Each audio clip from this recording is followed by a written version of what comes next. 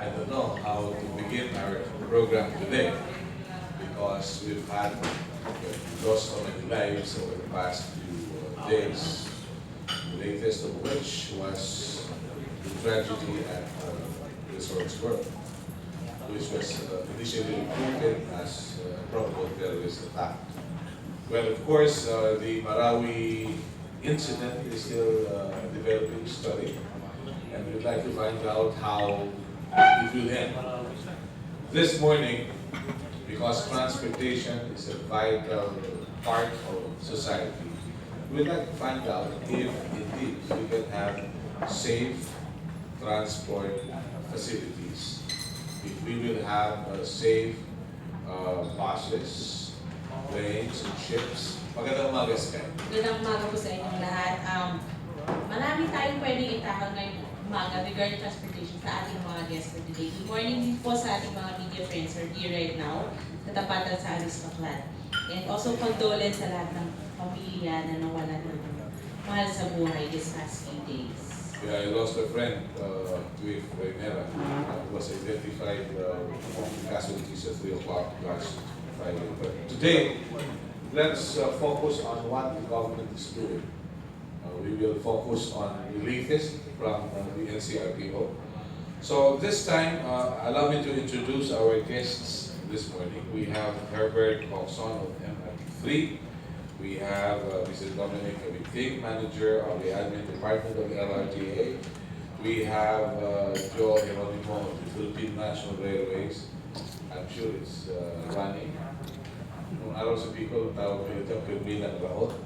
Pero ngayon, umaandar. Okay.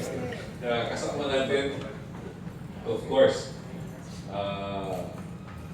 si Ginoong Bert Swansig, ang ating dating chair ng Bert. Here. Halika rito, kasama ka rito eh. Nawala sa Wala daw siya. Sabi ko, Halika, kasama ka pa rito, no? best po rin na isa Si Yusek Evangelista ng Office of Transportation Safety is also with us. The Commandant of the Philippine Coast Guard, Commodore Joel Garcia, na siya na nasiwas tanggapan ng Commandant of Philippine Coast Guard. Siya Commodore, soon to be Commandant. Will be coming soon. And then, kasama natin si Kim Olitas from NCRPO. Si Colonel Gil McLaughlin ng CAAP is also with us. And Colonel Alan Capuyan, Assistant General Manager for Security and Emergency Services ng Manila International Airport. Okay, kasi tayo. Let's start with NCRPO. Kim, update mo kami anong pinakahuli from your end.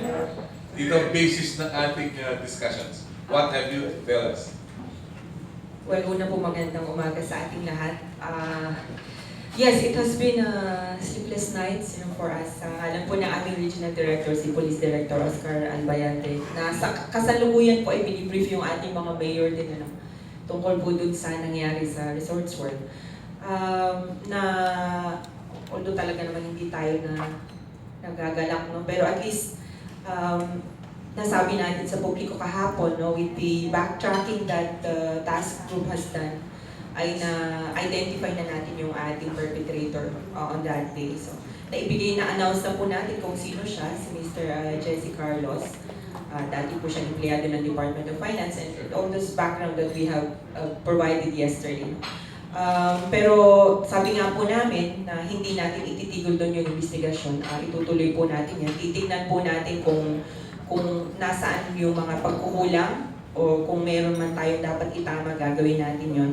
Hanggang hindi na po sana magkaroon ng isa pang incident na kagaya nito. Alam natin na there are 37 lives na nawala nung araw na yon, at gusto sana po natin na maitama yon para hindi na maulit pa. With the help, of course, of all those who supported us during the 2 days na walang tulog yung ating mga kapulisan. At hanggang sa naisaayos natin at na-recover natin lahat ng bodies doon sa area na yun.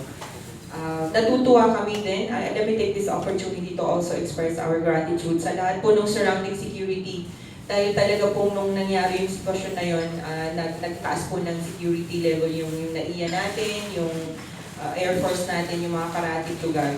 At sumunod sila dun sa lockdown na ginawa namin dun sa Resort World. It's a huge complex, no? At talagang malaking, parang naging abala nung nangyari yun. But then again, the cooperation was well expressed. Aantayin po natin yung ating summit sa Wednesday. Yun po yung ating, moving forward to what has happened. We will have a summit on Wednesday with all the security officers in the metro to look at the policies and review what has to be done. Very well. Thank you very much. Considering it happened a perimeter or a spitting distance away from the airport, which some people said this could probably be a diversionary tactic to attack the airport. What has the Office of Transport Safety got to say about flights coming in and people going to the airports? Good morning, everyone. At our end sa ODS, automatic yan na we will declare secondary. If you're not familiar with the word secondary, that is security condition 1, 2, 3. Yung 3 pinakamataas yun. On the implementation of security measures in relation to security 3, I would give the question to Colonel Capuya because they are the one implementing the contingency plan. Pero yung transport safety, your office encompasses every transport under the public transportation? Correction po, we do not implement safety sa security kami. ODS stands for Office for Transportation Security. We are the counterpart of TSA of the US. Okay. Our job comprises of the land, sea, air security. Okay. We have commitments to international community which should be compliant with the requirements. Kaya ho, ginawa ang ODS na yan para maging compliant tayo. For that matter, meron tayong tinatawag sa civil aviation na tinatawag tayo safety and security matter. Yung security matter sa amin po yun, yung screening. Pero doon sa safety, like airworthiness, yung pag-license o sa amin ng mga crew ng plano, kaapo yun. So, those are things na dapat yung malaman para alam ng question yun. Okay, so sa inyo pong opisina, nagre-report yung mga security guard na may chopsticks. Correction po. Hindi po kami, ganito po ang trabaho namin. Our job is to set standard on what kind of security programs our stakeholder should have. For example, land, sea, air. Punta tayo sa air. Sa airport po, meron po sila tinatawag na airport security program. Under the airport, meron po doong airline, may cargo, may catering, meron regulated agents. All of those have security programs. Ang sa amin po ay NCASP, National Civil Aviation Security Program. We see to it that the provisions of this NCASP, which is our compliance to ICAO, yung tinatawag yung ICAO, International Civil Aviation Organization, eh dapat po yung standard noon naabot natin. Otherwise, the ICAO will declare category 1 or 2. Pag sinabi 2, hindi tayo pwede tumanggap ng foreign flight, hindi tayo pwede mag-fly sa kung bansa. Ganun po kabigat yun. Kaya po, yung standard ng international community, kailangan maabot natin, ma-comply natin. I'll give you an example. I just attended a civil aviation security expert meeting in Tokyo. Nandun po lahat ng ASEAN. Of all the countries there na doon, 3 lang po kami compliant doon na mayroong direct flight sa US. What those? Tokyo, Singapore, and Philippines. The rest of Asia walang flight. Pupunta Amerika. Why? Hindi po sila compliant. Ganun po yung trabaho. So, security guard po, hindi po sa akin yun. Malaki po yung trabaho. Mabuti po nililiwanag nyo. Pero yung standards ng Federal Aviation, yung pag-comply natin doon also falls within your office? Ganito po yun. Before 9/11 incident, yung FAA has the function of security and safety over civil aviation. Okay. With the 9/11 incident, US created Homeland Security. Doon po sa hub ng security, nandun po lahat ng security agencies. And aside from that, they created TSA, Transportation Security Administration, of which is now the one in charge of the security of the airlines. Ang safety po nasa FAA. Do not be confused with FAA and TSA. FAA safety, TSA security. Kami po yung counterpart ng TSA. Okay. Thank you for the clarification. Let's go into details. What about Manila International Airport Authority? What standard operating procedures should the people expect with what happened in Marawi and the advisories of various embassies in Manila?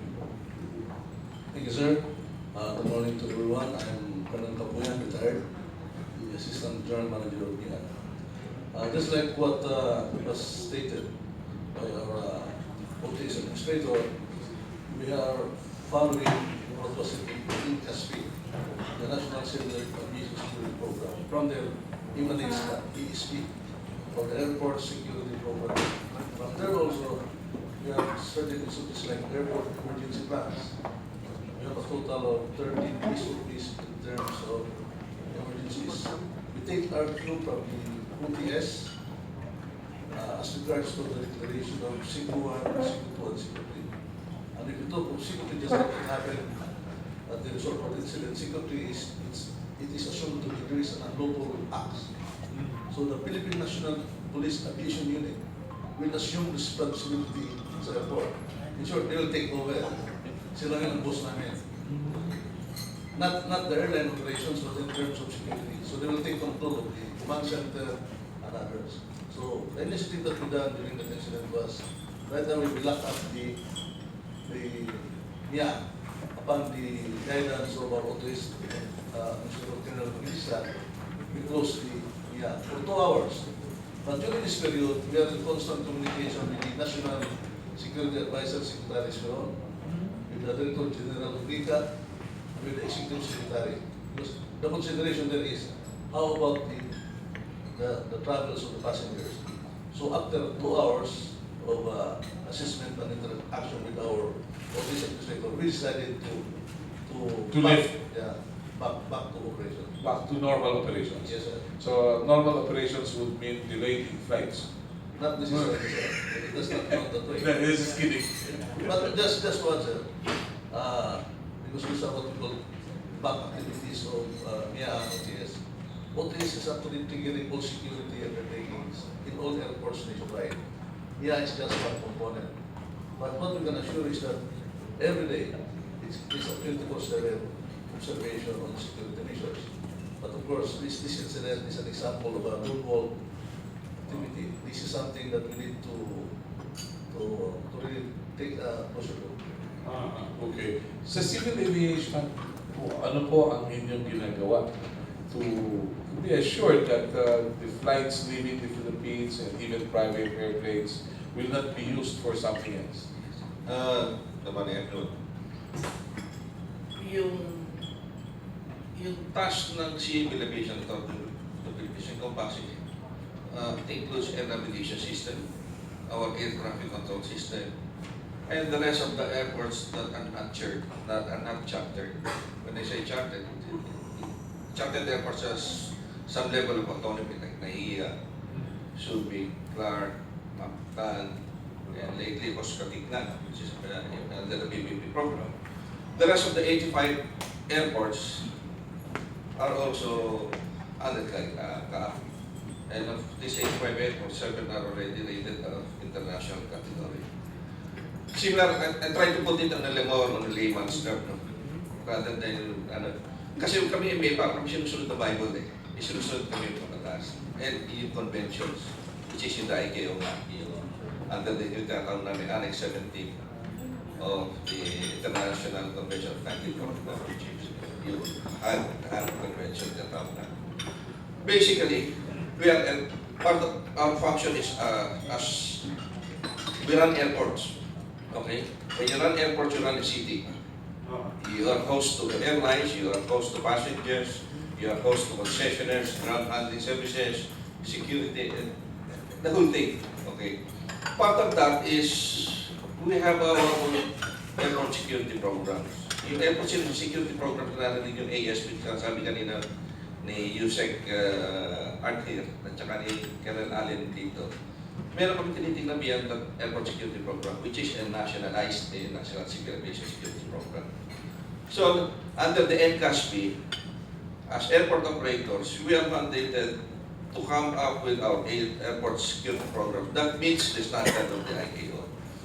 Yung OTS sa amin, sila yung sa oversight at sa regulatory compliance. Sila yung tumitingin sa amin. Okay. Under the airport security programs, we have your emergency procedures, your contingency plans, you have your protocols that follow that. Of course, and the national security would not be able to discuss on this. But there is such thing as security condition that if, and in each level of security condition, meron kami appropriate measures na dapat na-undertake. Some of them may mistisa, pwede namin dagdagan. Pero minimum level ito. Okay. Part of that also is the ODS, of course, harmonizes our relations and yung strategic direction towards attaining aviation security. So also we meet periodically with regards to the security situation, and of course exchanging information on that probably may help in one region or any part of the region. Okay, very good. So, can we say that our airports, all the airports in the Philippines have already complied to all these security measures? I'll be honest with you. There are certain airports that we're still developing like on various stages. Let me cite for one, Polo Airport. Polo Airport is still about to open on July 30, and we're still trying to develop it. We cannot open it without our ASPs, without the safety certification. Okay. Patandaanan. That is understandable if it's so low. Of course. Yes, you were about to say something. Clarify ko lang yung categories ng airports. Actually, before, dalawa lang ang category ng airport. Managed and yung charter. When I have charter, yung ni Colonel Malaga nila, yung charter katulad ng MIA, NAIA, Cebu, Subic, TART, Tabosca. There are more or less 12 international airports, but of those, hindi lahat yung chartered. 3 categories of airport. One is chartered, managed, and PPP. The example of PPP is Katiklan. It is managed by San Miguel Corporation. But still, may kaap doon, may absicum doon, may OTS doon. Para hindi kayo maguluhan, para nandun ang mga stakeholders. Now, sa MIA is chartered. It is independent from kaap. Mayroong kaap doon, yung installation instruments, yung nasa loob. So, yung kaap manage, yung mga hindi chartered, all other airports of the 85 airports na hindi PPP at hindi chartered, kaap manager. Okay. So, alam niyo na kung ano trabaho. Apa, mabutit maliwanag. Salamat po. Mula po sa Himpapawid. Ngayon po may martial law sa Mindanao. Ano po yung ginagawa ng Coast Guard? Ano po ang inyong mandate? Of course, with or without martial law, kayo yung in charge sa mga daungan. Well, first I'd like to greet everybody and say good morning. Simula po nung pinulunggay po na ating mahal na Pangulo, ang martial law. Ang una pong ipinagputo sa ating ng ating katiin ng transportasyon ay mag-take over po sa port security. Sa ngayon po ang Mindanao, meron pong 77 ports sa kabuuan ng Mindanao. At sa ngayon po ay yung port security po sa Mindanao ay talagang doon po nakatutok ang Coast Guard. Although gusto ko maintindihan ng ating mga kababayan, although may siguro may kaguluhan sa Marawi, but then again, yung kaguluhan sa Marawi, nakakumpay lang sa Marawi.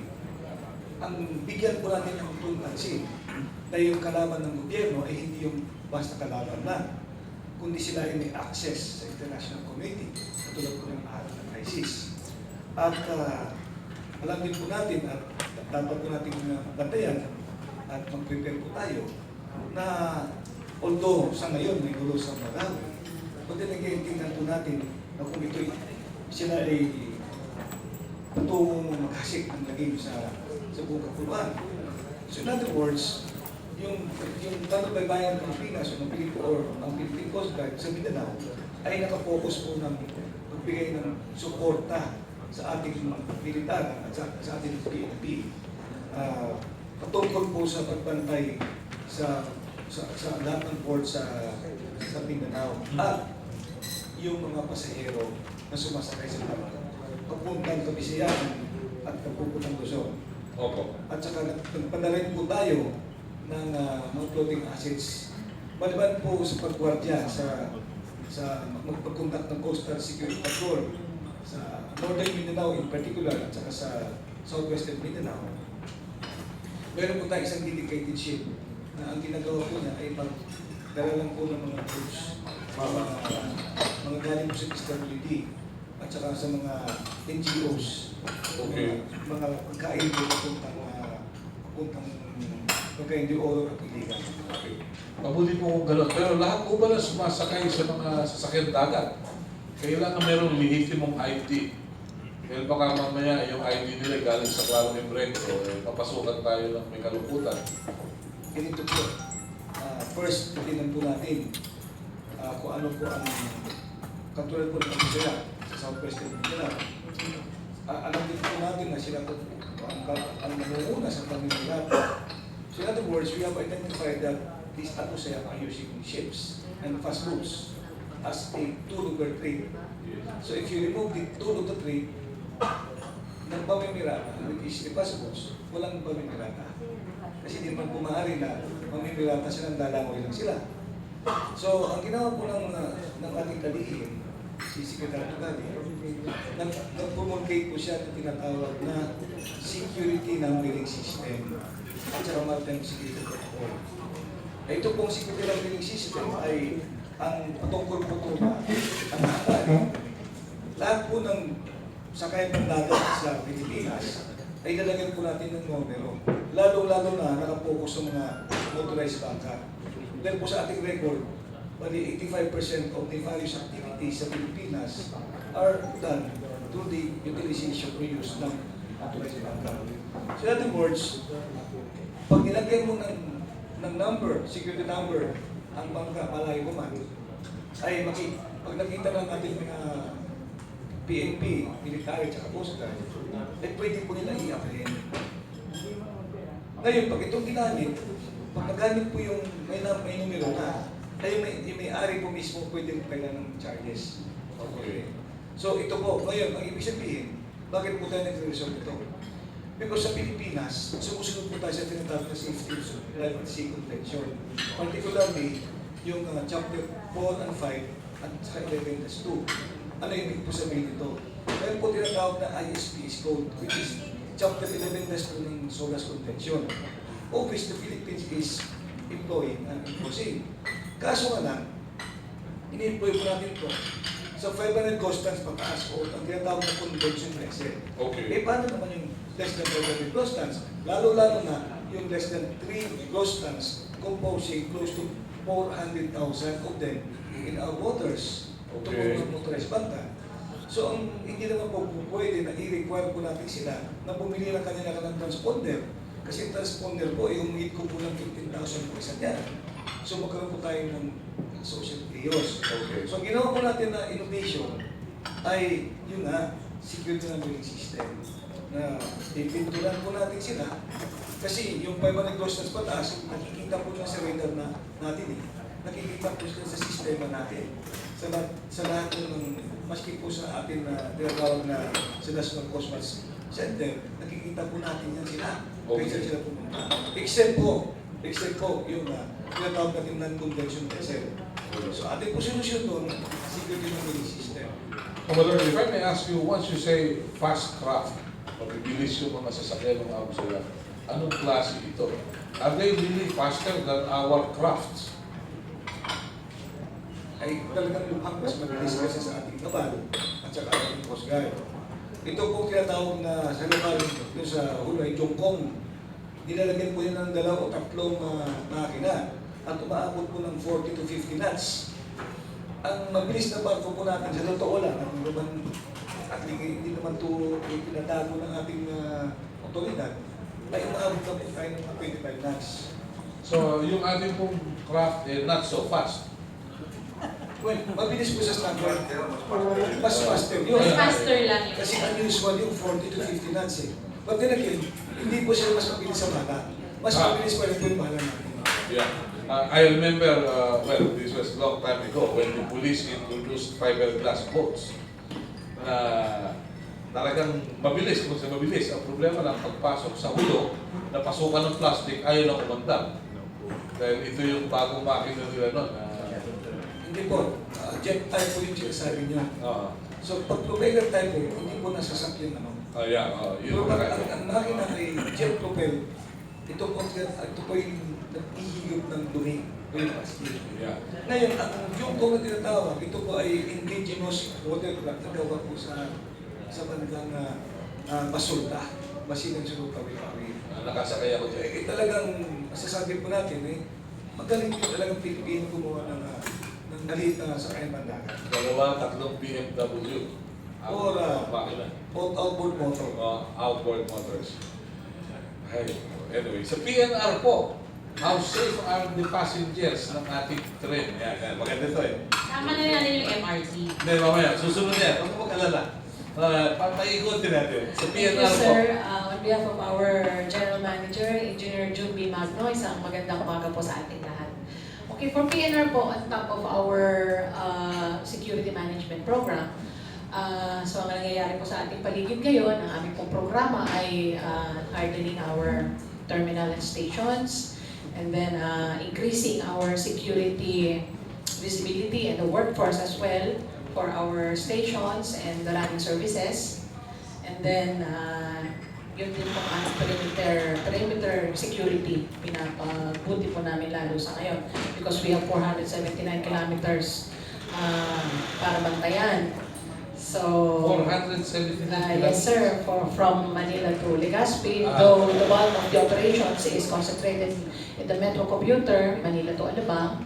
So, sa ngayon po, yung aming security ay dito po namin ibinubuhos lalo dahil nandito po ang bulto ng pasaya. Okay po. Doon po sa inyo, hindi naglalakbayan niya yung patungkol Legazpi. May release po ba? Baka naman na ipakilo na. Yes sir, meron po. Hindi naman. Actually, gusto ko pong i-share sa lahat. Napakaganda po ng programa ng ating administrasyon sa ngayon. Si Secretary Tagali po ay i-share naman ito. For the PNR North and the PNR South, this will be launched very soon. Next year po yan. Yung pong PNR North ay from Manila. Yung first phase po niyan is Manila to Malolos through ODA of JICA. And then yung first phase naman po para sa PNR South is Manila to Los Baños. So yan po ang magandang programa para sa railway.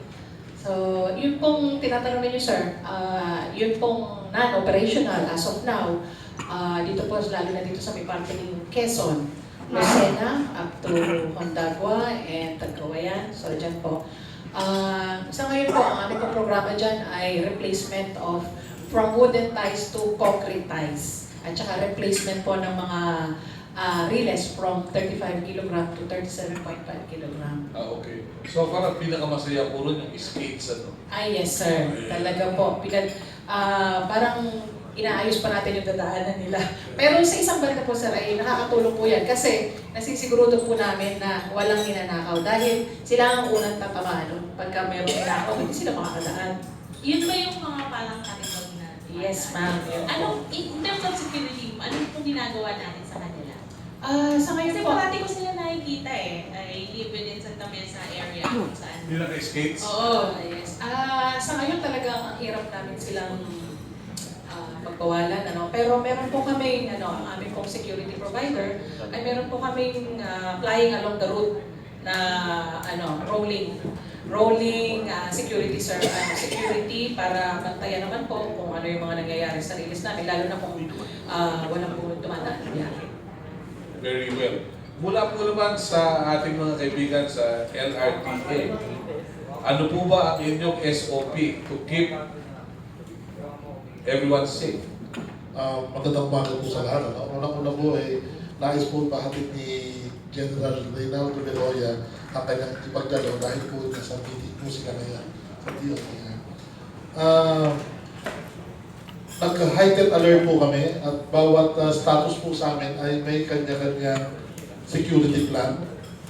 So from normal situation, nag-declare po si Administrator Beroya na heightened alert. So ang ini-implement po namin security plan niya yun ay yung for the heightened alert. And aside from that po ay katatapos lang po ng installation namin ng additional 250 cameras, high definition IP cameras sa along the line and along the depot. This is in additional to sa existing po. Magandang balita yun. May tao po naman nagmamonitor sa mga camera. Meron po, 24 hours po ang aming command center, ang control room namin, and nagdagdag pa po kami.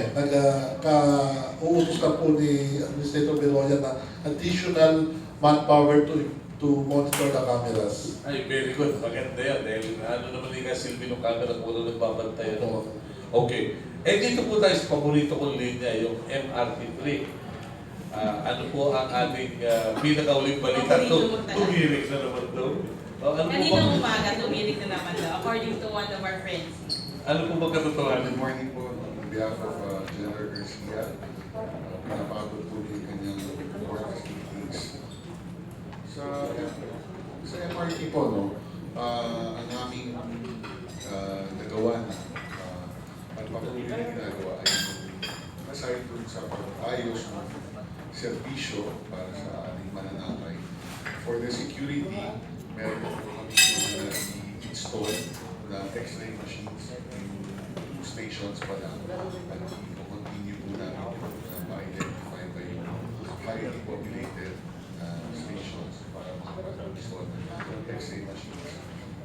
Meron na rin po kami right after the incident in close coordination with the NCRPO and the Chief PNP General Bato. Meron na po tayong augmentation sa stations ng uniformed police. At meron po kaming augmentation na rin from AFP. Hindi ko kayo maglalagay ng aso. Meron po yung aming security provider, yung aming security agency. Meron silang K9 Minsan may umiikot eh. in the process of increasing na rin po. Okay. So, sir, these 2 stations na may X-ray machines, saan po yan? Sa Ayala and yes. Ayala na. Okay. We also plan to install dun po sa identified pa na highly populated. Which could be Cubao. Which would be yes, Cubao, Shaw, and North. Okay, very well. Thank you very much. Iwan muna natin ito. We won't ask you about the delays sa KITV. Hindi nyo late ngayon eh. Bert, ikaw dati sa LTO at LTFRB. Ano ba nakikita mo pwedeng gawin? Dahil baka mamaya yung mga bus natin, rolling coffins pa. Security threat din yun. Actually, pag pinag-usapan ng security, aside from safety, may kahirapan talaga yung monitor ng land transportation. Lalo-lalo yung mga GPS natin. Bakit pa tayo pasahero dyan? So, yung pang-monitor kung sino sumasalay, meron ba gagawin kasi sumasakay sa terminal yung mga karamihan ng mga pasahero. So, nag-check yung kanilang mga bagahe. Yung mga commuter buses also problema rin pagdating sa security. Hopefully, hindi naman yung maging target ng security. As far as safety is concerned, well, ang LTO ngayon, they're keeping up yung kanilang capability na kahit pa paano ma-check yung mga sasakyan. Kasi puso yung mga iba't ibang sakuna na nangyayari involving mga motor vehicles, lalo na mga buses. Sa mga jeepneys naman, well, yung isang kaibigan natin nag-exercise yata sila ngayon. Dahil hindi sila pumapayag na alisin yung mga bulok na jeepneys sa lansangan. Although, of course, ang DOP ay may resolve na talagang to do away with itong mga decrepit or mga dilapidated public utility vehicles. Okay. Wala tayong nakikita na baka may topak na maglagay ng bomba sa bus katulad nung sa speed. At may threat sa gobyerno. Wala rin tayong nakikita. May topak na nangyari sa London na nagasa na nagasa. Pare naman, hindi mangyari. As I said, sa kasi pinakamahirap na i-monitor yung transport. Lalo na ito mga commuter buses natin. Yung safety ng mga lorry na nagdadala ng gasolina, hindi ba dapat secured rin yan? Yes, dapat. No? Well, of course, as far as yung safety yan is concerned, wag lang, of course, granadahin yun. Yun ang problema ko eh. Like, hindi ba dapat confidential ang oras ng biyahe nito? Hindi ko na rin masasabing confidential kasi may nakakagawa ng pattern. Bagay. Lumalabas na ng tipo, no? Kasi sa mga refinery papunta sa gasolinahan, kaya yung papunta sa NAIA. Dahil nagkakarga ng Aviation fuel. Na-establish nila yung pattern.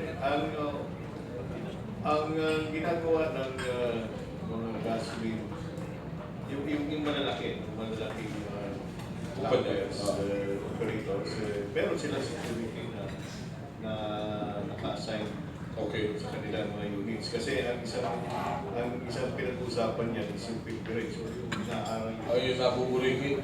Okay.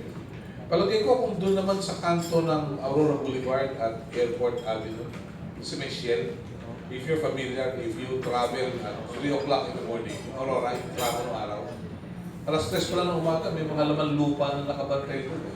Yun ang bubulagan ng mga galing sa airport. Palagay ko, pwede nang itap ng security yun. yes. Pero laman lupa yun, hindi yata authorized ng pasa yun. Dahil alas 3 ng umaga. Walang bubuli. Airport Andrews Avenue. If I'm not mistaken, ano yung Shell? Andrews Roxas. Oo. Yung Shell Station. Oo. Meron sa island bro, alas 3 ng umaga nakabantay. May flashlight para mga floor manager sa nightclub. Nang pa-flashlight ng mga galing sa NAIA 3 at NAIA 2 na kumakaliwa, papunta rin sa EDSA. Yun yung mga Totoy Caroling, hindi pa sa Yung mga parating mo to. yeah. Makaparating ang bilangin. Opo. Yeah. Ang inabangan nila yung mga sasakyan na mayroong pagkain o So ibabaw na sa sakyan. Yun ang tinatarget. Okay. At this point, we'd like to open the floor to our colleagues from the media. Tracy, ikaw na mag-traffic doon sa mga magtatanong ng mga taga-media. Please. Let's start. Let's start with the questions from our colleagues from the media. Yung ating kaibigan, si Evelyn Macayman from... okay, ba't tahimik nila? Tanda, sinabi na. Pat, let's start.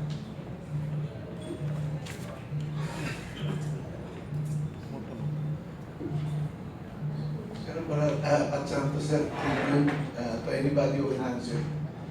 Sir, ang pinakatakutan ngayon sa terror threat, yung mga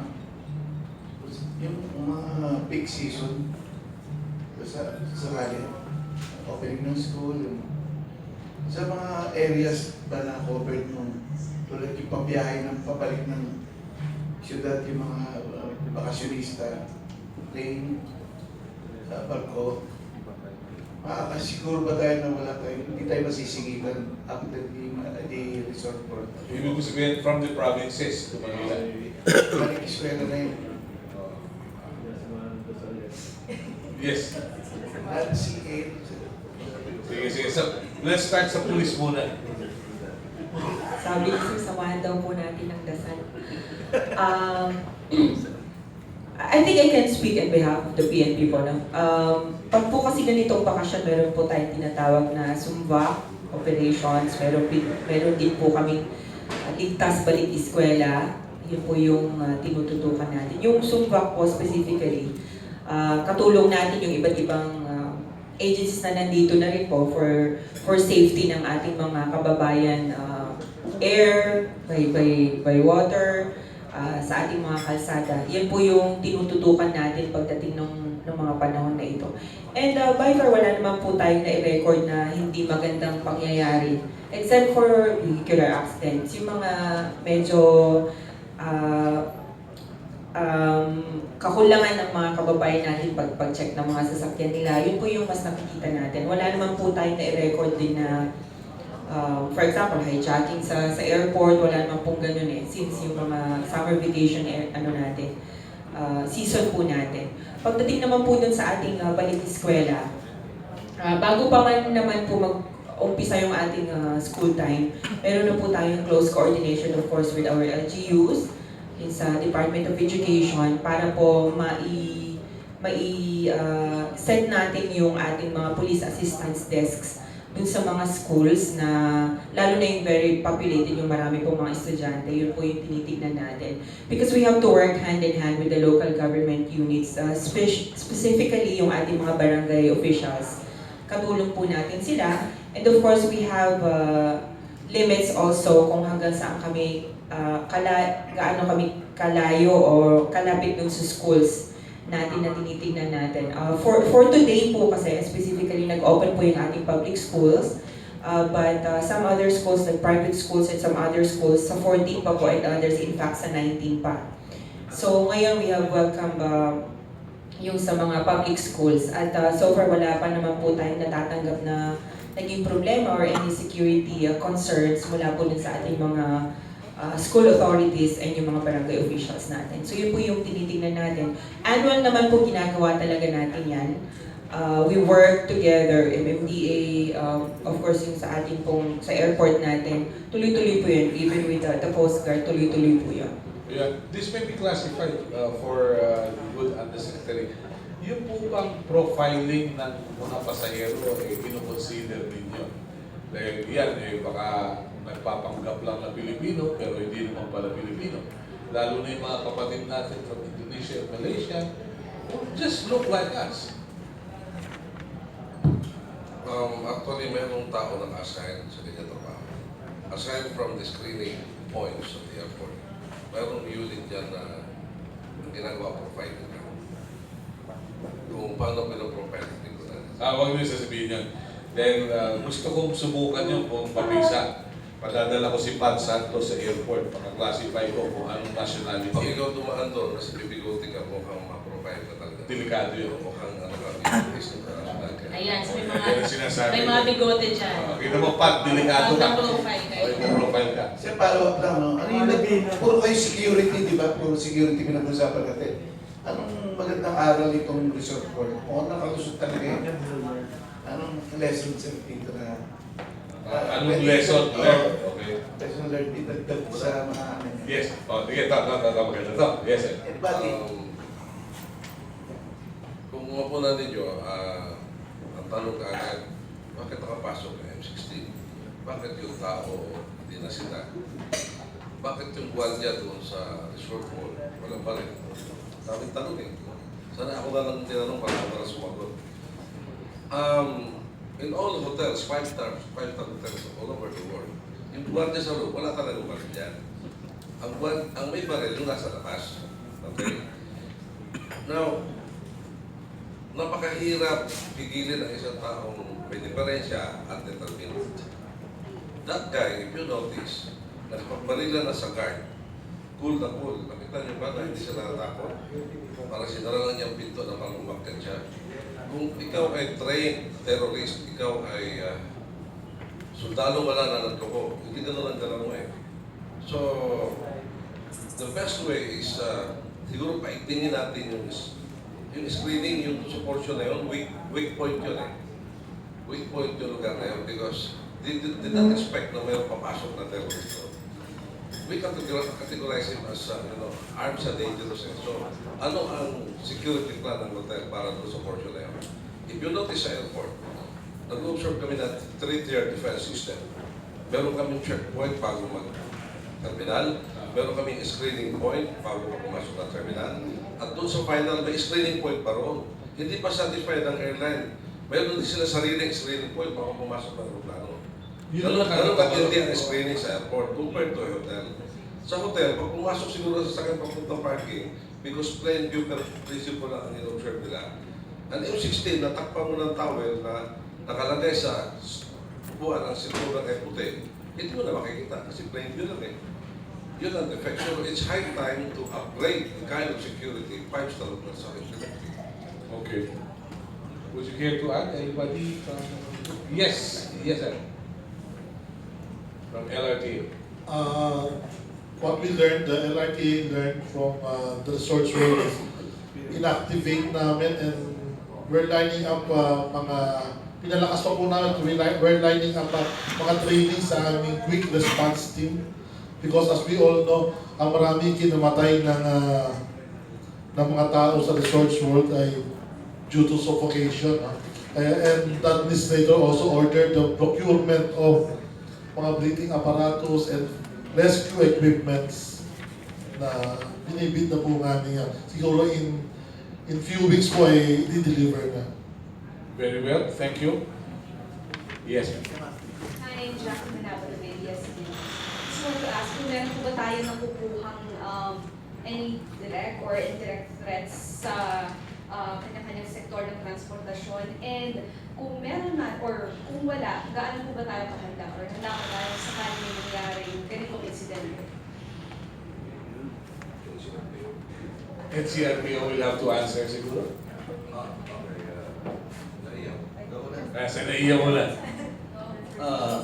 Nung tanong kung meron tayong indirect or direct threats sa ating aerodrome, very basic po, we always take the assumption that there is a threat. We always assume that the threat is always there. It is just a question of when, at sa classification. Hindi naman pwede na full alert lahat 24 hours. So, yun ang situation. We always assume that there is a threat. Okay, thank you. From Philippine Coast Guard, Commodore. Well, tama po ang sinabi ng ating kasama na ang question ng kailan mangyayari. That's why nga po, ang ginagawa po natin, pinapaiktin po natin yung sistema. At maliban sa pinapaiktin, constantly nire-review po natin periodically. Now, particularly, I would like to go back to the question earlier. Ano pong ginagawa natin sa transportasyon, ng transportasyon patungkol po sa mga mabalik ng mga pasahero at sa probinsya, bunsod po ng opening ng classes. Sa Philippine Coast Guard, meron po sa port security, meron po tayong tinatawag na layer, katulad po din sa airport. Mayroon po tayong tinatawag na frisking, mayroon po tayong tinatawag na X-ray machines, at saka ibang sistema upang malaman po natin kung may threat o wala. At higit po sa lahat, higit sa kalaman ng karamihan, ang Philippine Coast Guard po may pinakamaraming inventory ng K9 ng aso sa Pilipinas. In fact, tayo pa po nag-training sa unit ng Army. So, because of that, ginagawa po natin ang paraan na sa mga major ports, lalo na yung may mga roro, ng pasero, ay naglalagay po tayo ng mga dalawang klaseng aso. Una yung pump sniffing dog at saka yung counter narcotics. So bakit po nag-rely po tayo sa aso? Sa totoo lang po, Hindi pwede suhulan ng aso. hindi po pwede suhulan at hindi nagsisinungaling ang aso. Ang tao pwede magsinungaling. Depende sa aso yun. Ang aso Pag hindi na pakain yung aso, magsisinungaling. Mayroon kaya kasama sa training po yan. Kasama sa training. In fact, ang aso hanggang 2 hours lang nagtrabaho, na-stress out yan. Kaya nga po, sinabi ko po system. Hindi po lahat ng private security agency na may K9 ay nai-skill po kanilang aso. So dapat, meron po isang body sa airport, sa air, sa sea, sa land, na mag-review at magkaroon ng oversight yung mga K9 units ng mga private security agency. Kasi po, sa aming experience sa Coast Guard, meron po mga shipping companies na hindi ko lang dapat banggitin ang pangalan at mga ports na yung aso ng private security agency ay hindi makadistinguish ng So display purposes lang pala. kaya nga po sa totoo lang, yung mga concerned government agencies, ang aking panawagan ay dapat tingin din yung pagkaroon ng oversight sa paggamit ng K9 ng mga private security agencies. agency. Because para sa akin, sa experience po namin, napakalaking tulong po talaga yung K9 sa pag-identify ng bomba at sa kanyang counter-narcotics. Tulad sa ulitin ko po, dahil pong aso, hindi marunong magsinungaling. Okay. You said art, this may be classified. I remember during 1995, before the papal visit, 94, na-discover yung Oplan Ujinka. At yung boss nito, ni Mr. Roxon, ay nasa intelligence group, naamoy na nila yun. No? At na-discover, si Sandy Rason yata, Manila Police District, if I'm not mistaken at the time, nag-coordinate na sila sa ibang bansa. Binigay nila yung info sa US, pero hindi yata pinaniwalaan. In our case, have you noticed anything or have you given the information as well to other friendly countries who may benefit from our intelligence gathering? You mean us giving or Yeah, they we giving them. Katulad nung na-discover nila sa Bujinka. Speaking of Ujinka, accidental na yun. Kumaniwala doon sa... ayaw sa tuwing, alam ko yun eh. Nasunog yung apartment. Natsambahan. Kasi alam ko pala eh. Natsambahan yun. Pagdating yung plane yung ganyan. Alam ko yun eh. 494 Philippine Airlines from Manila to Tokyo, sumapag. So, tinawa. Alam ko yun. Ayaw di kumanta no. Davao Airport. So far, yung sa atin, pag mayroon tayong nakukuhang delikatong information na galing sa stakeholders, pinamalilate natin yan. Hindi po mayroon pa po sa'yo sa gano'n. Pinamalilate natin yan kasi katulad halimbawa, pinag-usapan ng internet na kaya kanina, medyo hindi ko na sabihin. Pinamalilate namin. Pero sa dami ng informasyon na nakukuha niya, pinukuha ng confirm. So, meron kami action taken yan. Gagawin kami mamaya. Okay. So, marami po yan. So, yung tungkol doon sa sabi mong threats, yung threats lagi po nandiyan yan. Okay. Omnipresent yan. Hindi tayo pwede mag-relax. So, if you notice, even the President, alert po siya. Kahit ano yung nagpapagisip. Yeah. Very good. We are encouraging tourists to visit the Philippines. But how sure are we that these tourists leave the country at the designated time? Because, some tourists may come here as tourists, but in fact, they are sleepers. Again, NAIA Intelligence and other stakeholders and intelligence po, may ginagawa kami. Meron kaming namumonitor kung hindi na namin. Wag na muna. Pero ang punto kasi, you get to monitor all this. Do you get the necessary support from agencies as immaculate as the Bureau of Immigration? We are closely coordinating. Okay. Kung hindi man sila, kulang man sila, pinupuno na namin. Okay. Hindi kami nagtuturuan. Kung sinong meron, ikot ka agad. Yeah. As a result, pag-verify ka sa Davao ng isang araw, there were 5 from Manila, 17 from CDO, at 17 na. Wag na muna. Classified. Okay. Kaya ko lang nabanggit dahil as immaculate as some people at immigration dahil kahit hindi Pasko, nangangaroling. Pero sa Resorts World rin yata nangaroling yan. Hindi ako nagkaroon. Anyway. Yes, please. Good morning po. Ray Bartolata, NWB Philippines. Grade 1 ako itong tanong ko. Nanindigan si Presidente Duterte kay Superintendent Dublisa. Yung babae na colonel, talagang siya sa shabu, terrorism, at saka itong pangalawa kay Virtual Sig, kasi medyo matalino itong pagalingan group, kasi darling sa media pala. Sir, paano ma-explain yung mapapaniwala yung mga computers dahil sa tool na yan, yung pag-increase, at saka dito sa kay YC Coast Guard Garcia, tungkol sa stopping pattern ng Coast Guard kasi parang hindi madaling mag-retire, gano'n. Gusto ko lang Teka muna. Medyo i-focus muna natin doon sa topic natin. Ipag-programa muna yung mga tanong mo. But anyway, they have the privilege to answer if they want to. Yes, sir. Let's start with yung Kind of Lisa. Ken Nobleza. I don't know whether anybody is qualified to answer the question. Kasi nanindigan si Presidente na talagang si Okay. Huwag muna. Tabi muna natin. Yung pangalawa, Bert. Yung Toll daw. Paano mo mapapaliwanag? Ano yun? Tungkol sa toll. Tol. Okay. Kaibigan na raw si Pangilinan. Hindi naman. Actually, dalawa yung nag-bigay ng increase. Yung Pangilinan group at saka yung Ramon ang group. Yung Pangilinan. But in both cases, ang hinihingi nila is actually yung bayad doon sa ginawa nilang improvement. In the case of NLEX, meron sila kasing improvement na ginawa between Santa Rita hanggang sa San Fernando, Pampanga, na para yung kalsada. And then from Dao hanggang dun sa Santa Ines, kumuha sila ng bagong kalsada. Dahil kasi yung parte na yun, dati parang MacArthur Highway yung San Juan. At maraming sakura nangyayari doon. So they decided na gumawa ng bagong kalsada. Kaya yung northbound and southbound traffic, magkaiwalay na.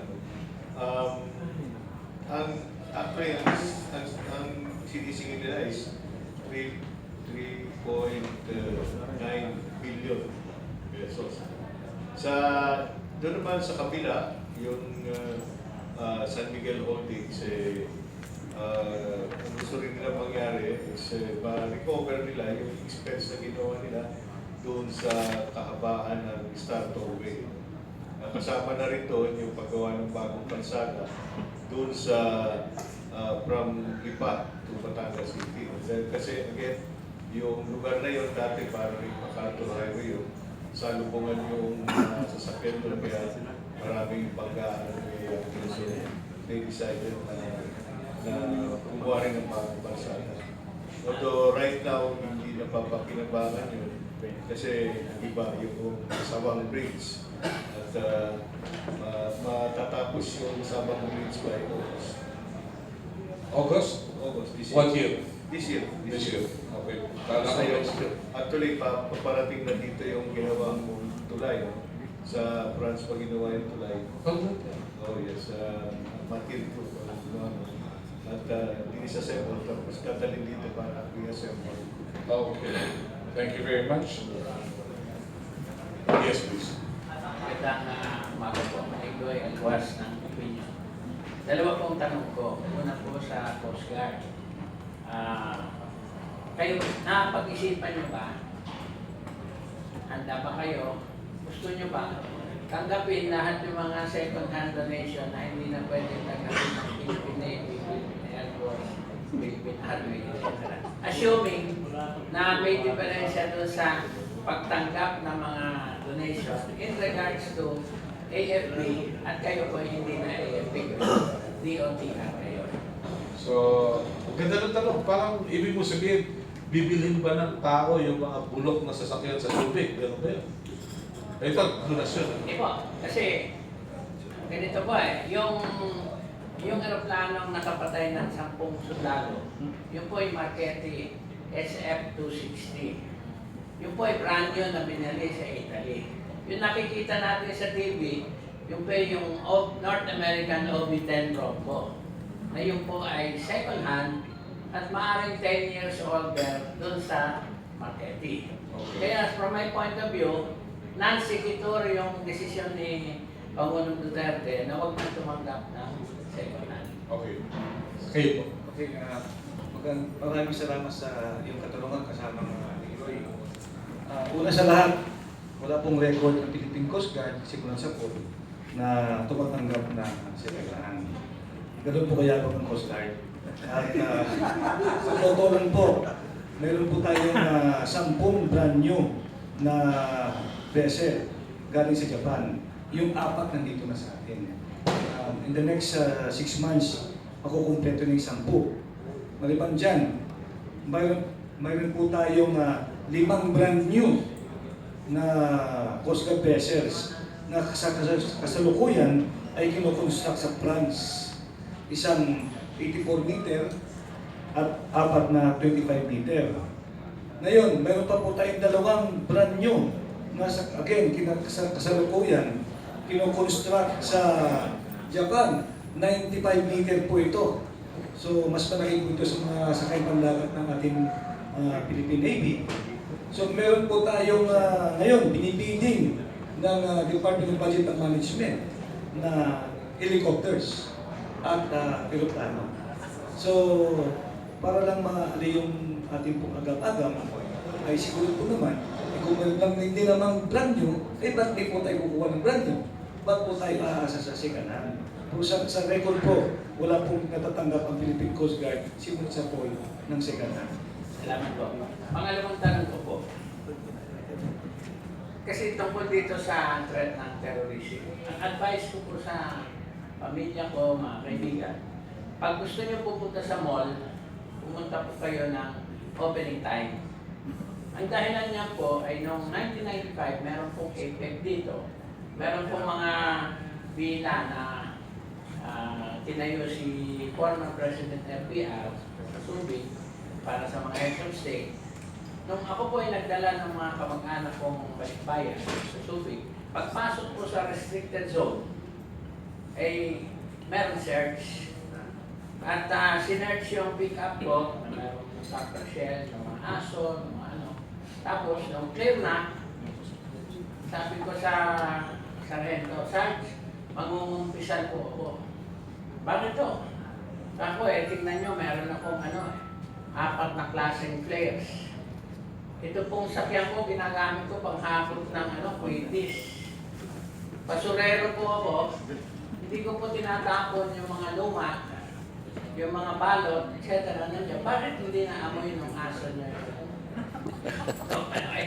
Kinumpis kayo mga dala ko.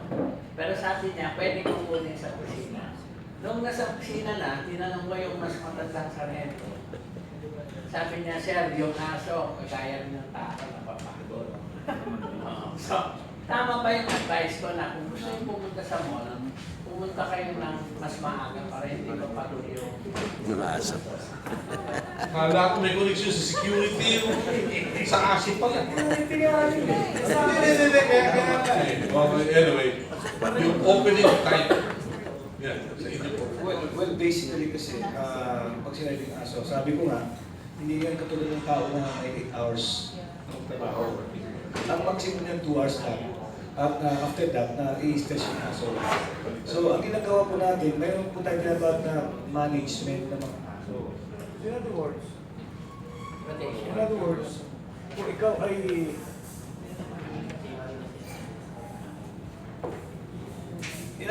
kung ikaw ay engage sa kalakalang security business at hinayag ka ng isang establishment ng provide security, ay talagang gawa po ng paraan niya na hanggat maaari, 24 hours, ay marami kang aso. Otherwise, dapat palitan ka ng establishmento. Hindi ka dapat nagbigay ng servisyo. At yun nga po sinasabi ko kanina, na dapat po, it's high time na yung mga concerned security organization or agency like the PFP, the military, and the Coast Guard, ay it's high time na mag-formulate po tayo ng reglamento patungkol po sa pag-oversight ng mga paggamit ng mga aso sa airport, sa seaports, at saka sa commercial establishment. Kasi po sa totoo lang po, hindi ko naman sinasabi na lahat po ng mga private security agency na nag-i-employ ng aso ay hindi nakakaamoy ang aso nila. Kundi mas mainam na rin po na every now and then ay nare-remind sila sa kanilang katungkulan. Kasi po nagbibigay po sila ng security service bilang kanilang negosyo. Alright. Yes, please. Nabanggit ni Commodore yung tungkol sa pag-evaluate ng K9. Actually, as far as transportation security is concerned, yung lahat ng K9 ng land CM, kami nag-evaluate. Kami nagbibigay ng standard. And you are part of it, yung pag-evaluate ng mga aso. Kasama sila doon. Meron kami board. Pero yung mall, yung bangko, yung hindi ko alam yun. Basta transportation. So may deliberation board pa rin. Meron yan. Tama yung sinabi niya kasi look out ko yun eh. Baka sabihin niyo wala akong ginagawa eh. Ginagawa ko na yun. Okay. Pero ano bang breed yung maasahang aso? Hindi askan yun. Sigurado hindi askan. Hindi askan. Kaya na yun siya. Okay. Opo, sa pulis po. Well, just to address yung previous question po, at the NCRPO po kasi, meron po tayo na tinatawag na Regional Public Safety Battalion. They have the skill set to react in this kind of situation kagaya po nung nangyari sa Resorts World Manila, which happened naman po during the incident. Nandiyan po sila. In less than 9 minutes, nandun na po yung law enforcement natin sa Resorts World. So, ang hinihingi po natin dun sa ating mga hotels na nandyan is to call us immediately kung mayroon pong ganitong sitwasyon. Kasi kailangan po namin ma-assess yung sitwasyon bago tayo mag-react. It takes other agencies para effectively ma-address natin yung situation. Like yung Coast Guard po natin at that time, dumating po yung mga canine dogs nila, which we badly needed. Dahil tama nga po yung sabi ni Sir, napapagod po, na-stress po yung dogs We had dogs pero kailangan namin yung tulong nila. All these things comes into play. But I think the more important thing to see here is for our people to be more vigilant, for our communities to be more vigilant. Kailangan pong maging mas alerto tayo at mas maging vigilant tayo sa pinupuntahan nating lugar. You know, it takes the whole community to implement yung ating security preparations. We have to remember po na each entity, sabi nga po ng ating USEC na each entity has a security protocol that we follow. And the police will react when we are called.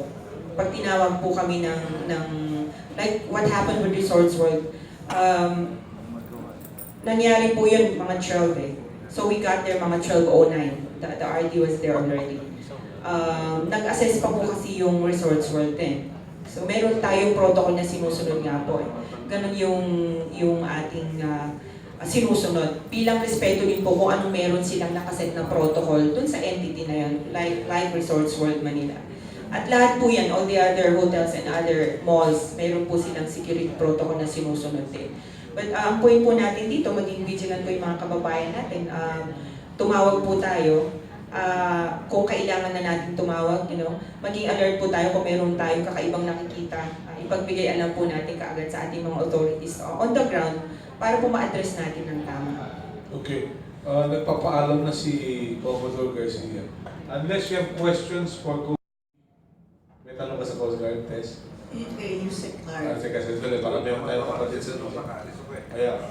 Sandali lang po.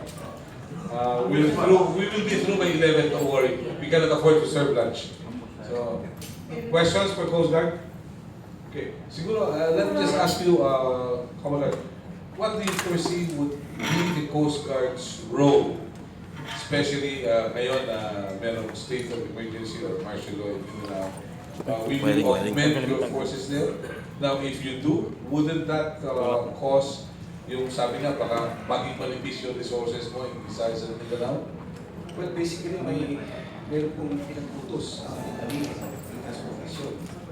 Sa lahat ng ahensya ng Department of Transportation, na isumite sa DOTC lahat ng mga requirements patungkol po sa at saka sa augmentation o pag-enhance ng seguridad ng ating organisasyon.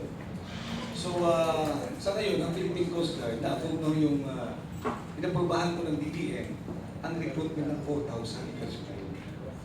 4,000? 4,000 personnel. Yan na po, kaya nga nagmamadali ako dahil may meeting po ng Secretary Jokno, ng DBM, pupunta po tayo doon upang laruin sa kanya yung iba pang mga pangangailangan. Very good. So, sa ganang pagsuporta ng gobyerno, talagang all-out support po ang Office of the President tungkol po sa security. Ngayon, dahil nga sabi ko, kaya ako yung namamaalam, isa lang po masasabi ko sa ating mga kabayan. Although, lahat po kami na nandito ay mayroon po obligasyon na gampanan ang nakatalang mandatos na binigay sa amin ng taumbayan to our law. The thing is, nire-remind po natin yung taumbayan na ang security po, katulad ng safety, ay everybody's concern. Katulad po sa magandang ehemplo ng buhol.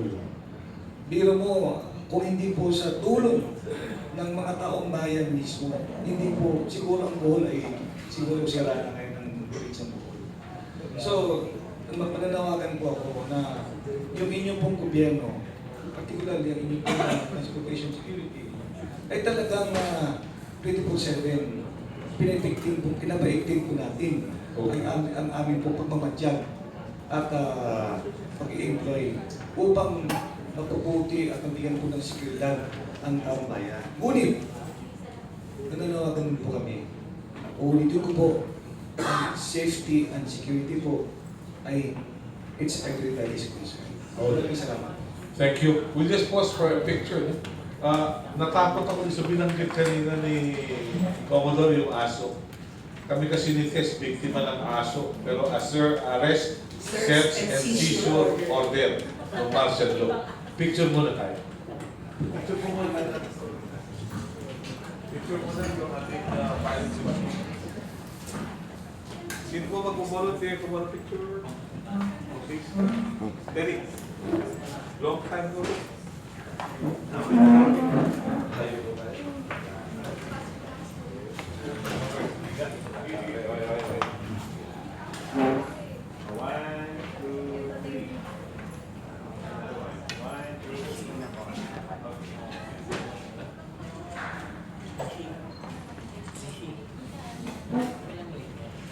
Then, patawag na.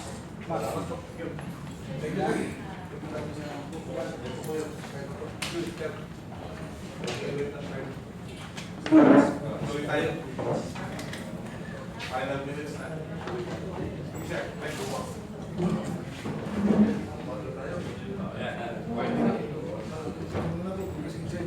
Sige po.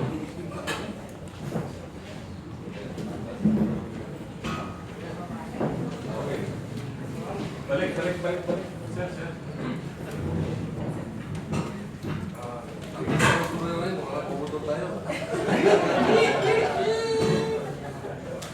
All right, Tess. Tess Ramiro from the Catholic Media Network. Address to USEC Art. Since you're the oversight, at least your office is the oversight of massive air transport security, I was just wondering, meron bang access ang public just like, for instance, in the United States, may Homeland Security. Meron ba tayong equivalent na gano'n sa transport such that anybody, Tom, Dick, and Harry, or one of anyone, can access or call immediately kung merong concern sa community? That's one question.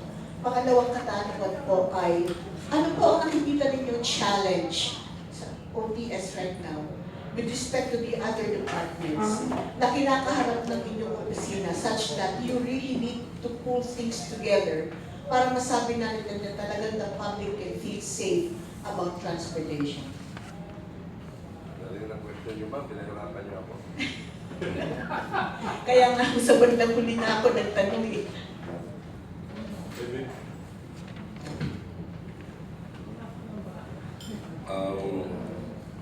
Actually po, maganda yung tanong ninyo kasi kagabi, bago ako pumunta dito, tinignan ko ang website.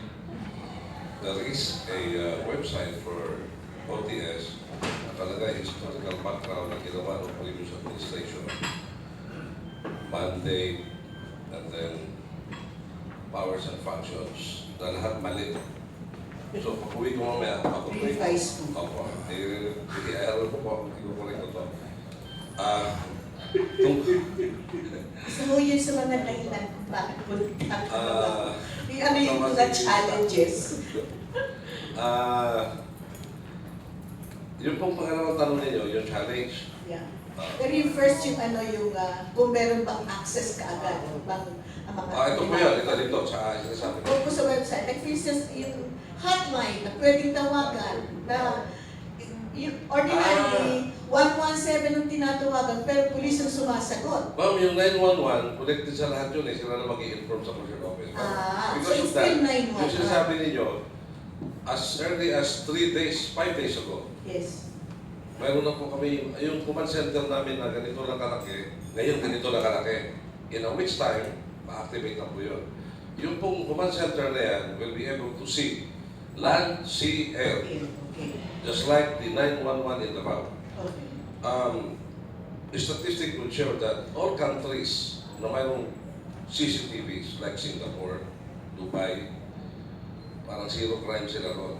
Kasi yung mga tao takot na. Sa Davao, ang latest, hindi naman zero crime, pero nag-rise sa crime rate.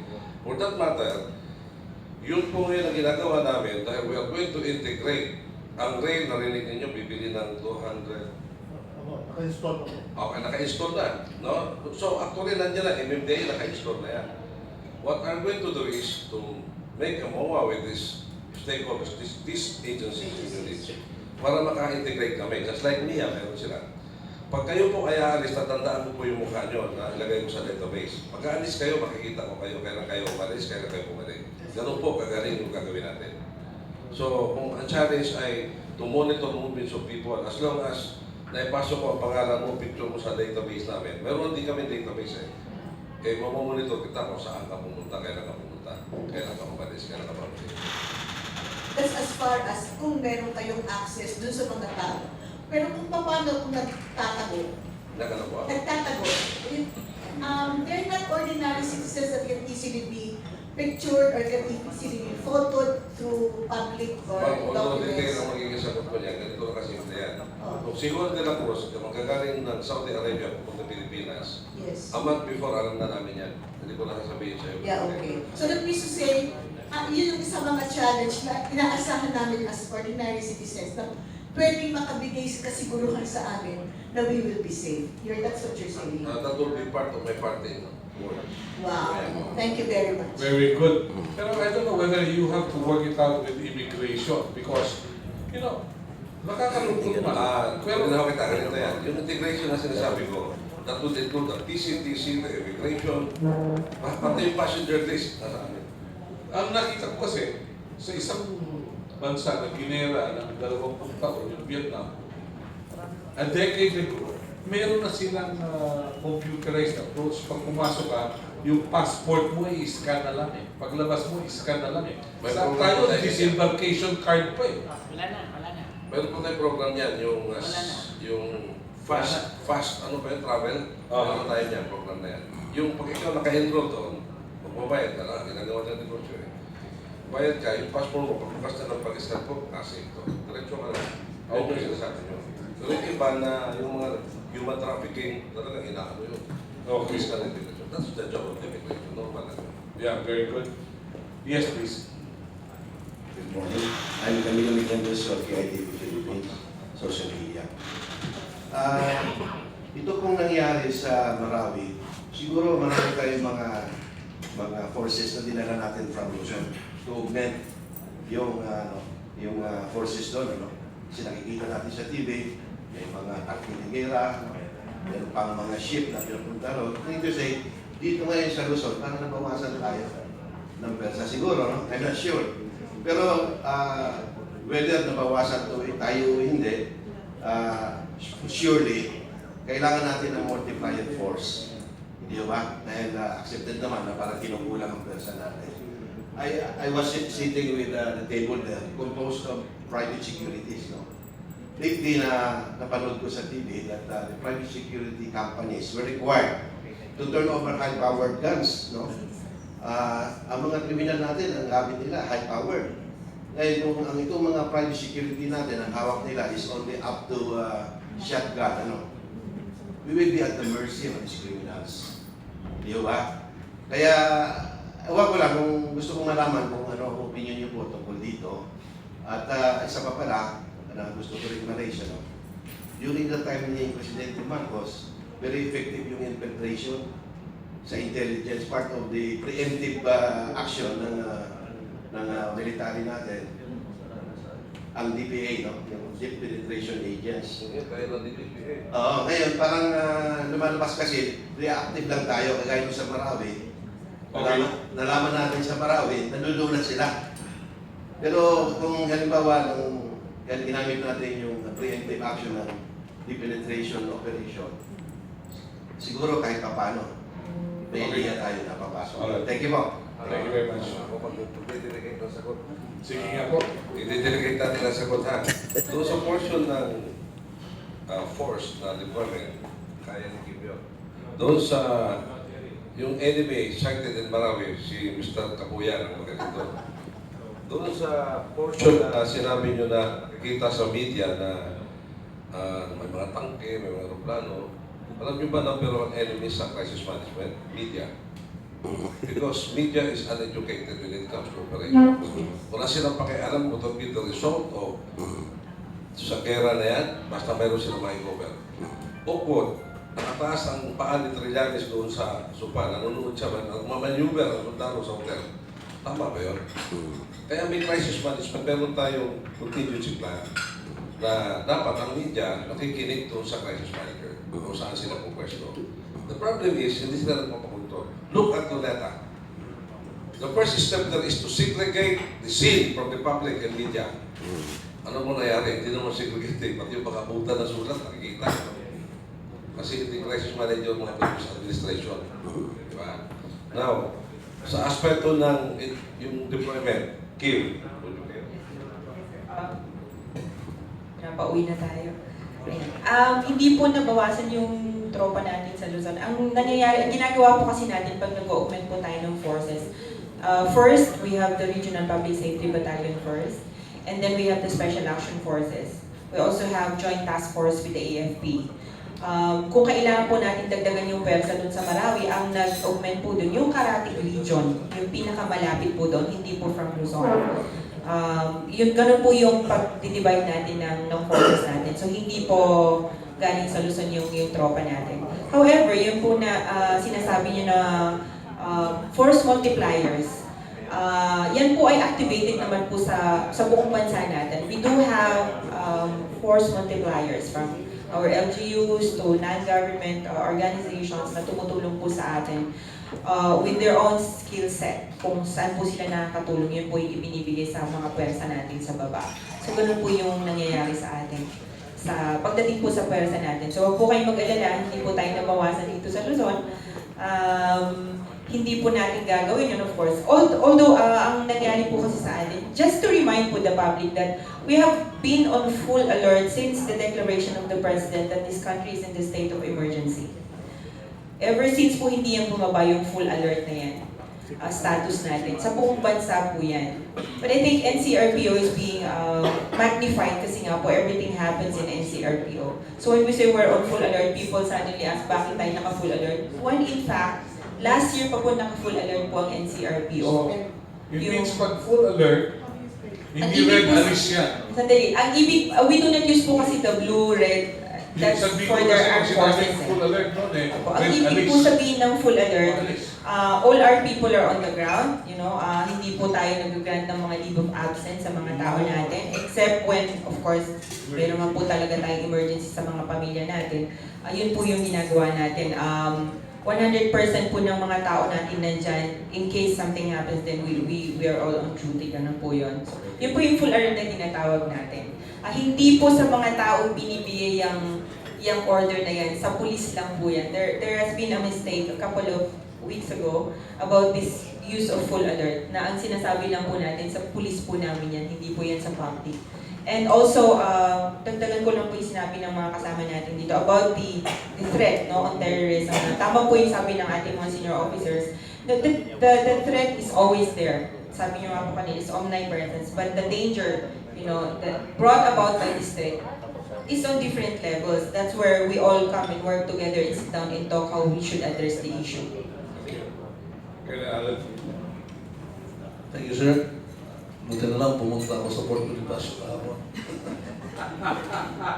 I was able to talk to some top officials of the Army. Isa lang sasabi ko, the President was right in declaring martial law. This is a personal opinion, not because I am a former intelligence officer, but after hearing some news, the President was right in making a decision. Number two, intelligence environment-wise, the armed forces now is in control.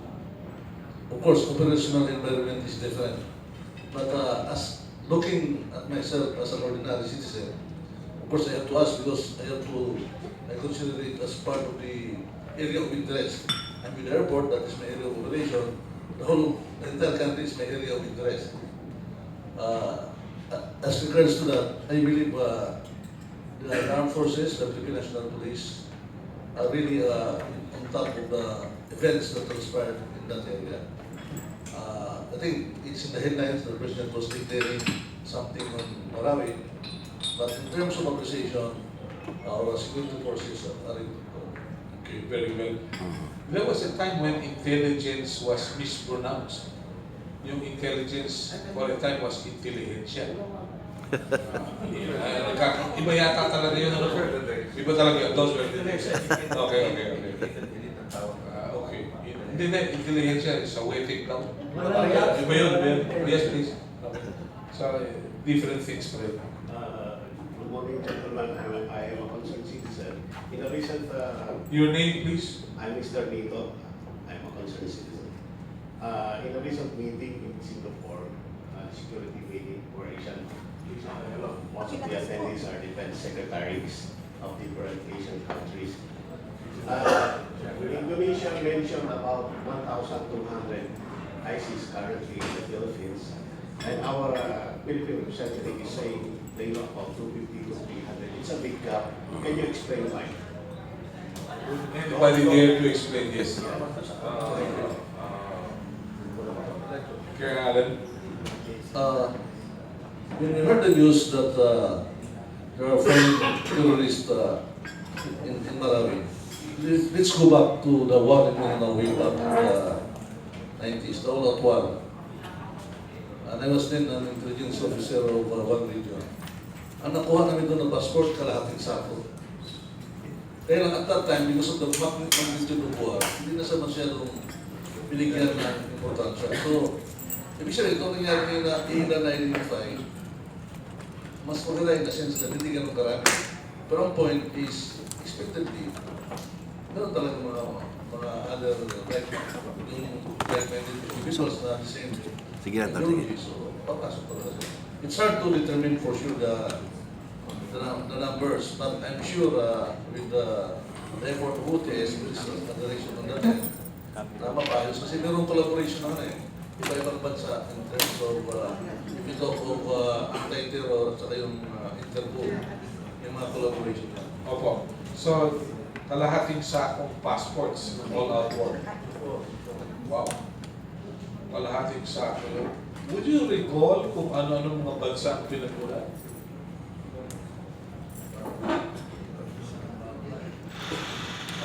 Okay.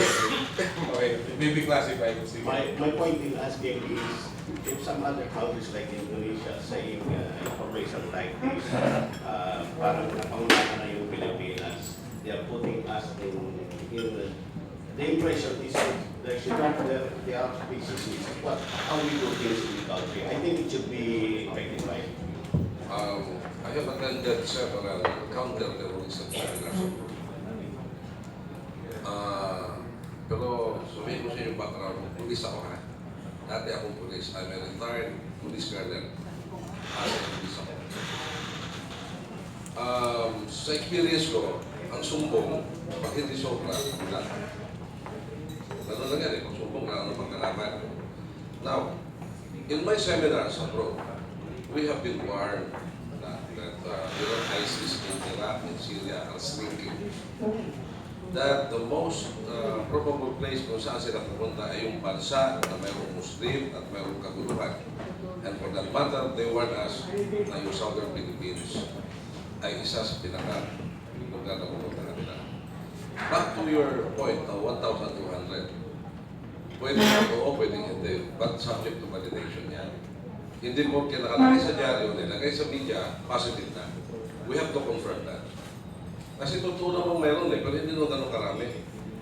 Less than 50 lang yung ano dyan. Pero hindi ko na i-detail yan kasi again, this is a security matter. No? Yeah, in Singapore, it's international. Intercepted na yung less than 50 na yan. Identified na. Okay.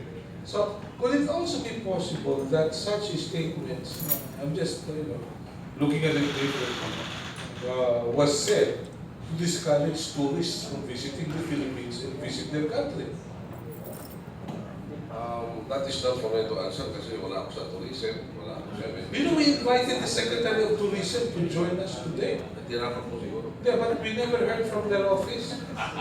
Kaya okay lang, we will reset that. Okay. Sky. Tinakot mo. Wala namang questions from Ikaw, tanong ka naman, Sky. Yun. Kasi gusto ko lang din malaman po, sir. Kasi iba sa mga airports natin ngayon. Kasi di ba yung Cebu, medyo nakascan na yung kanilang boarding passes. So, right now, ano ba masasabi natin sa mga passengers ngayon na medyo takot mag-travel? Mali yata, laki overbook ang mga plano Oo nga paano natatakot ang plano nila? Di, pero kasi talaga nagka-cancel na ng mga travels. I have friends who are canceling their jobs because of that. particularly papuntang Mindanao. Opo. Papunta, kasi may martial law, no? Parang kapag pupunta ka ngayon sa Davao, Pwede naman. kasi gusto na Davao, marami. Pupunta ka? Ayun yun. Pwede mo punta Marawi to open. Ayan, trabaho yun eh. Pwede Trabaho yun. We will have to do that. Yes. I think also altogether the public is cooperating with us because we in fact issued advisories po na if it's not necessary that you have to be in Davao or in the south, we request that you refrain from traveling in Davao.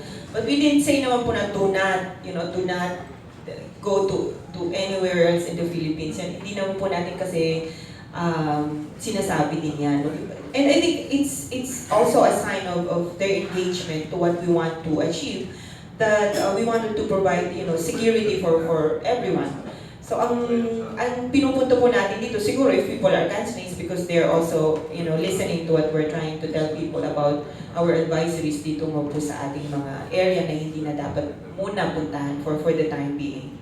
Also ma'am, ang next question is, what will you say to netizens?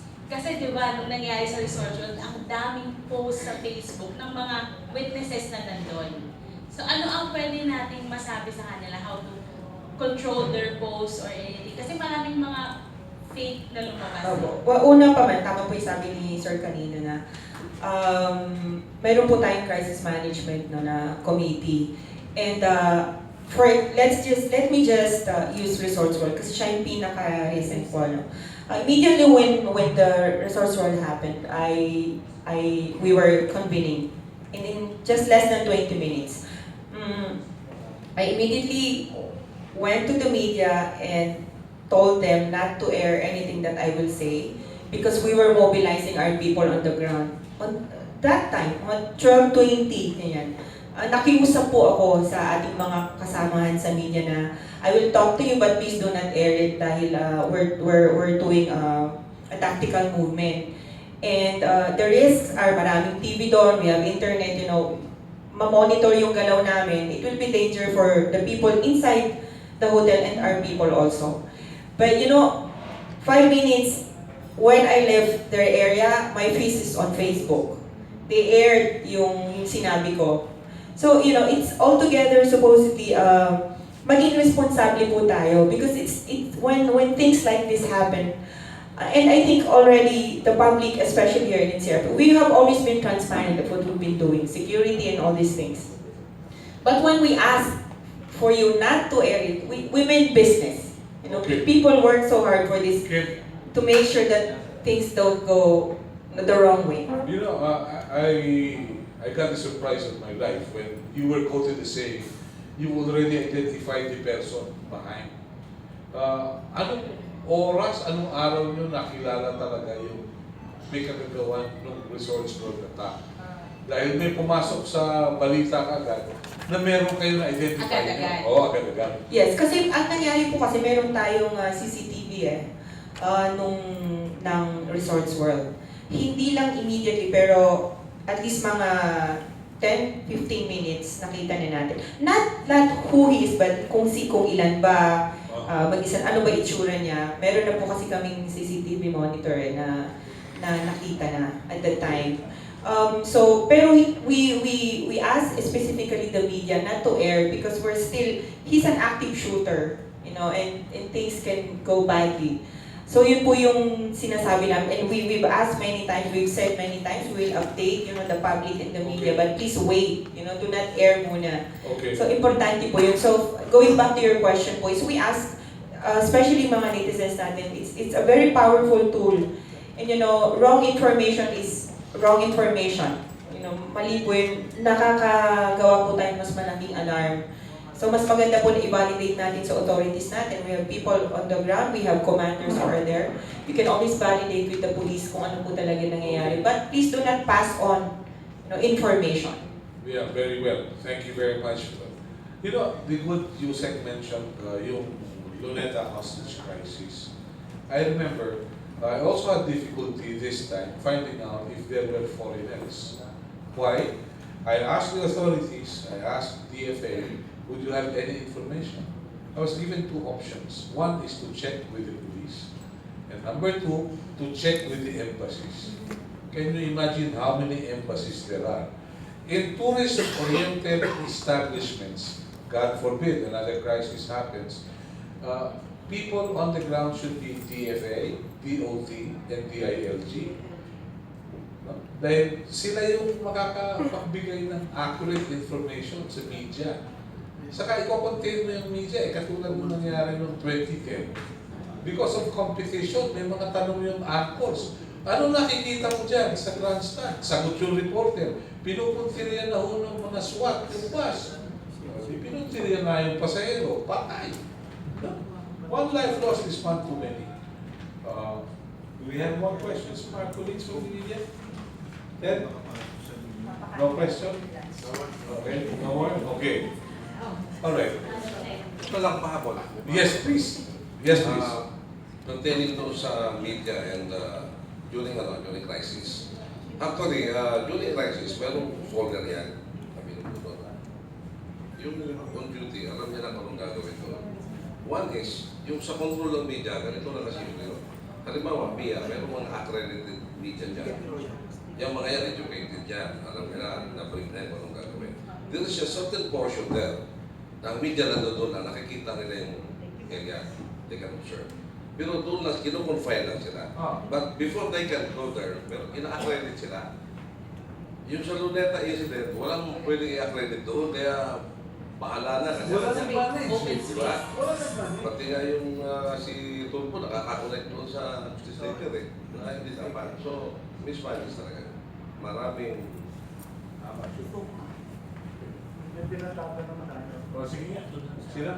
May pinatatanong. Tracy Cabrera po for opinion na tao. Ang pinatatanong po is there really a threat that the public should react to it? Kasi the threat is always there, terrorism. Nandiyan naman na talaga yun. We cannot really pinpoint kung meron o wala.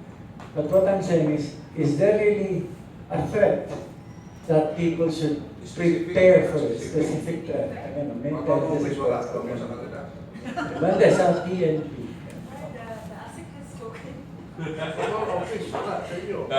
Kayo ba wala nakikita? Wala. As far as NCR is concerned, we don't have any. Yeah. If there is... Just to set the record straight, we have always said that if there is any threat, we will let the public know. And we've always done that. For a concrete example, is when we arrested the persons yung po sa US Embassy natin, yung naglagay po ng bomba. We've said that in public. We arrested 5 multi-groups, member of the multi-groups. We're still running for 2 more. We've always said that to the public. So we do not worry, we will let you know because we need your help also pertaining to our security in the metro. Yeah. Yung po ba opisina ninyo may control sa control towers? Yung mga traffic controllers? Kami yan. Do you monitor where they are, who they are, and what they've been doing for the past? Actually, even with regards to hijacking, we have procedures with it. Walang nagugumon sa sugal, nababaon sa utang. We're talking about Alam mo, mahalaga yun eh. Pag ang tao baon sa utang, baka kung ano pumasok sa utang. The people that we employ under those also a very stringent personal security. They undergo background investigation, periodically they're being checked. Okay. Okay. Pero actually, i-generalize na natin at sa civil aviation, even in the airports. Part yun ang itatawag namin ng airport security program. Okay. Yung lagi mo pa problema, yung we call it insider threat. Yes. So far it's not happening. So, nakunod mo. Yung ano natin. So, dahil kung walang pera, nag-abroad na lang. Not only that. Mas malaki sweldo. Mas malaki sweldo. May naalala pala ako sa LRT. Hindi pa tapos eh. Hindi pa tapos eh. Ganun din sa air navigation system. You manage the air navigation system. Iba yung air traffic control, iba yung tower, iba yung air navigation system. Okay. So, ganun din, all personnel. So, from airport to towers to the air navigation system. Okay. Yung aircon sa airport, hindi security matter. Yeah, we will not talk about it. Depende sa airport yan. Nag-check-in ako nung isang linggo. Akala ko nasa summer lang. Anyway, summer lang. I remember, Amon, sige na, tapusin na natin. more or less 2 months ago, I had a friendly chat with my good friend General Peroya. He mentioned about yung mga CR na medyo hindi nagagamit kasi iba-iba, inatado yung kitaan dyan eh. Iba yung supplier ng bawal, iba yung supplier ng tiles. Ngayon. So he mentioned about that. In other, ang sabi sa kanya, huwag niyo nang pakialaman sir kasi maapektuhan pati ibang government agencies. At ano na status? Comfort rooms. Tama po yun. He was instructed by, I don't know who, no? Pati yung, kasi ito yung tinatawag na kayo ang boss ko, CR ni project of former DOTC Secretary Melo Roxas, na lahat ng buong mundo, ng buong Pilipinas ay tinayuan ng kubeta, which unfortunately yata ay walang natapos. Kasi po ang supplier po ng toilet bowl ay iba po ang magkakabit, iba po ang supplier ng tiles, iba rin ang magkakabit nun. Pero the good general, Administrator Beroya po ordered. Sabi niya, wala akong pakialam kahit makuha tayo. Nuisance siya sa public. Pakialaman natin. Kaya he ordered the hiring of mga tubero and karpintero to fix it. Ayos na po siya ngayon. Tinatapos na po namin lahat. Very good. Ilang CR po yun? Sa LRT? Lahat around 40 plus 45 CRs, pero open na po yung 8 ngayon. Okay na po siya. Continuous pa po yung Parang lang, kasi doon sa MRT napansin ko, operational yung mga escalators. Kanya nga may problema yung train. Sa LRT napansin ko, okay yung train. Pero yung escalator lang na may problema. You cannot ask for everything. Just last week po, 2 weeks ago, ay nag-groundbreaking po si Administrator Beroya sa pag-replace po ng escalators and elevators, and by September po, tapos na po ito lahat. Very good. Okay. So, kami po yung magpapaalam na wala po tayong pananghalian. Yung mga kasama natin sa media na may balak pang mag-ambush, you may do so after our event today. I'd like to thank everyone who took time out and be with us. You know, yung mga bisita natin, kasi dami ng media. There was a time we had more guests than media. So we'd like to thank you for taking time out to be with us. It's a pleasure and very informative. How I wish we could have you more sa mga susunod na edition. Thank you very much. Have a nice day. Next week, we will talk about heroes in the Philippines. Independence Day. Is it really worth it? May nagmumukhay kasi patalikurin daw si Rizal para wag maapektuhan ng Torpe de Manila. So anyway, we'll talk about it. Thank you.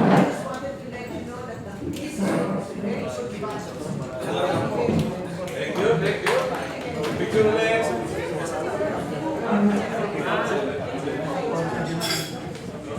Boss. Picture ulit. Evelyn, picture naman.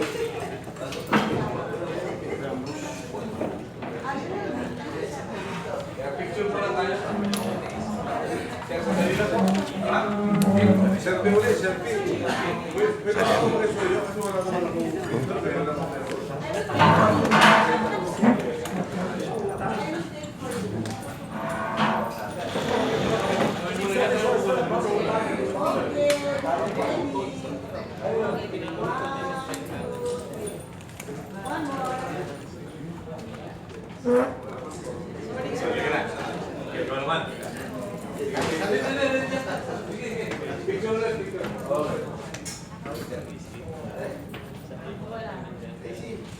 Tracy.